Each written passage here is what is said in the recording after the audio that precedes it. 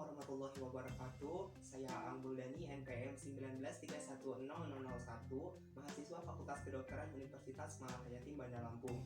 Di sini saya akan melakukan prosedur skill 3 tentang asuhan persalinan normal atau APN dan pantograf. Yang pertama adalah APN atau asuhan persalinan normal. 3 hal penting yang harus diperhatikan. Yang pertama adalah tenaga untuk mendorong atau biasa disebut dengan HIS. Yang kedua adalah perubahan uterus dan jalan lahir. Kemudian adalah gerakan pada anak saat persalinan atau biasa disebut dengan mekanisme persalinan. Nah, untuk proses persalinan itu sendiri ada beberapa kala. Yang pertama ada kala 1, yaitu pembukaan. Terbagi atas 2 fase, yaitu fase laten dan fase aktif. Fase laten itu pembukaan 0 sampai 3 cm. Kemudian yang kedua adalah fase aktif, yaitu pembukaan antara 4 sampai 10 cm. Kemudian dilanjut dengan kala 2. Kala 2 itu adalah pengeluaran bayi. Dilanjut dengan kala 3, yaitu pengeluaran plasenta. Dan kala 4 adalah 2 jam postpartum atau 2 jam setelah melahirkan. Baik, untuk melakukan asuhan persalinan normal, kita perlu alat-alat yang diperlukan. Yang pertama adalah alat pelindung diri seperti topi, masker, rugel, celemek, handscoon. Kemudian ada ampul oksitosin, ada spek 3 cc, ada larutan klorin 0,5%, ada stetoskop lenek, kemudian 2 kain bersih dan 1 handuk, kemudian ada kasa, ada penjepit tali pusat, ada tempat plasenta, kemudian ada hacking set untuk jaga-jaga bila ada laserasi pada vagina saat setelah melahirkan, kemudian ada klem dan gunting tali pusat atau partus set. Baik Ibu, perkenalkan saya Dr. Aam yang akan menolong persalinan Ibu pada hari ini. Baik, apakah Ibu sudah merasa ingin mengejan? Baik, untuk prosedur asuhan persalinan normal selanjutnya, kita sebagai dokter mempersiapkan alat terlebih dahulu, kemudian mencuci tangan sebelum melakukan prosedur, kemudian memakai alat pelindung diri seperti handscoon, masker, menggunakan celemek, menggunakan topi dan rugel bila ada. Langkah selanjutnya, kita membersihkan vulva menuju perineum menggunakan kasa steril. Setelah itu kita melakukan pemeriksaan dalam untuk melihat pembukaan sudah lengkap atau belum. Baik, setelah melakukan pemeriksaan dalam, kita menuju ke kala 2, yaitu pengeluaran bayi, ditandai dengan adanya dorongan mengejan, kemudian adanya tekanan anus, kemudian perineum menonjol, vulva membuka, dan terdapatnya lendir dan darah. Setelah pembukaan lengkap, kita beritahu ibu bahwa pembukaan sudah lengkap. Dan sebelum itu kita periksa DJJ janin.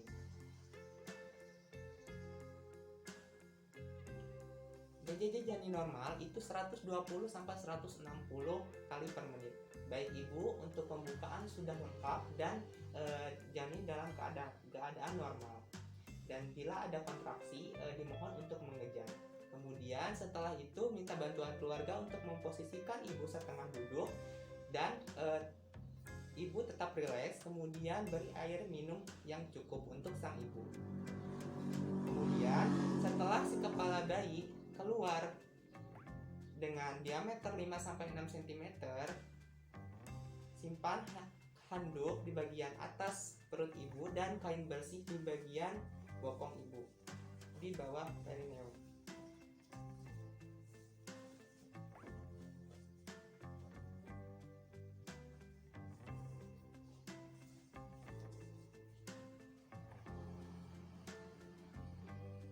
Kemudian setelah itu, bila kepala bayi sudah keluar, kita tahan menggunakan tangan kanan menggunakan kain bersih di bawah perineum. Kemudian tangan kiri menahan kepala bayi bagian atas.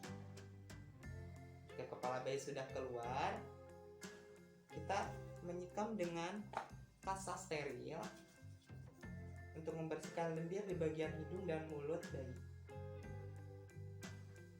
Kemudian setelah itu tunggu sampai bayi melakukan putaran praksi luar secara spontan. Setelah kepala bayi melakukan praksi luar secara spontan, kita menelusuri bagian leher bayi apakah ada lilitan tali plasenta atau tidak. Dan jika ada lilitan, kita lihat lilitannya lemah atau kuat. Jika lemah, kita tinggal melepaskannya, dan jika kuat kita bisa menggunakan klem lalu memotongnya. Kemudian langkah selanjutnya adalah melahirkan bahu. Yang pertama, kita akan melahirkan bahu anterior dengan menarik kepala bayi ke bagian distal bawah. Setelah bahu anterior lahir, kita tarik bagian kepala bayi menuju atas untuk melahirkan bahu posterior sampai seluruh badan bayi keluar. Setelah bayi lahir, kita lihat apakah ada tanda asfiksia atau tidak, bayi menangis kuat atau tidak, dan bayi aktif atau tidak. Setelah itu, keringkan bayi menggunakan handuk yang bersih dan kering. Mulai dari kepala bayi, badan, sampai kaki, kecuali vernix. Kemudian, ganti handuk menggunakan handuk yang bersih dan kering.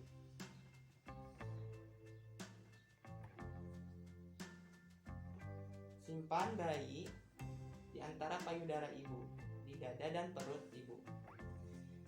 Kemudian kita akan melakukan penyuntikan oksitosin.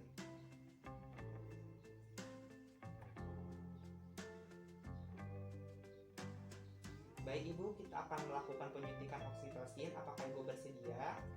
Baik, kita akan melakukan penyuntikan oksitosin, yaitu 10 unit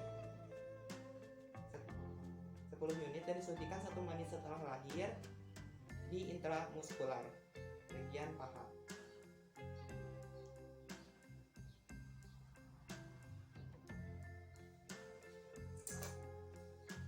Baik, setelah menyuntikan oksitosin, kita akan melakukan pemotongan tali pusat.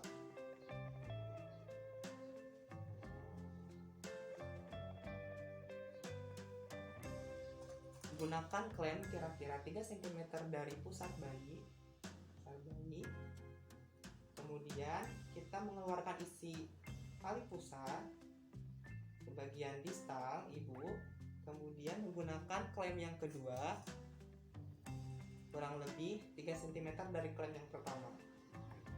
Kemudian gunting tali plasenta di antara 2 klem.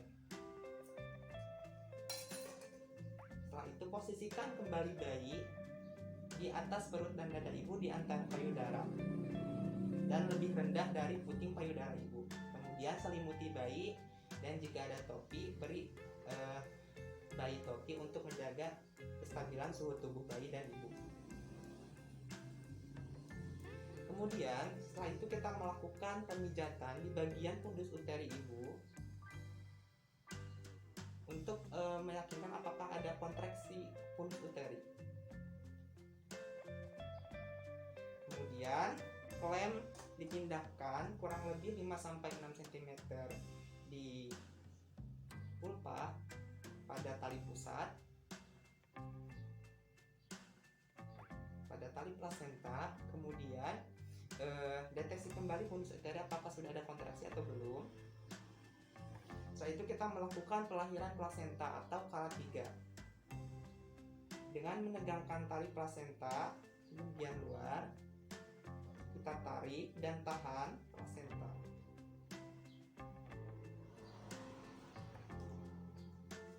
Kita tegangkan tali plasenta sejajar dengan lantai, kemudian ke arah atas sampai plasenta benar-benar keluar. Kemudian tempatkan plasenta pada tempat yang telah disediakan. Kemudian lakukan pemijatan dan kita lihat apakah ada laserasi pada vulva dan vagina sang ibu. Jika ada, kita melakukan hefting. Persalinan setelah selesai, semua alat-alat dimasukkan ke dalam cairan klorin 5%. Baik, untuk asuhan persalinan normal telah selesai.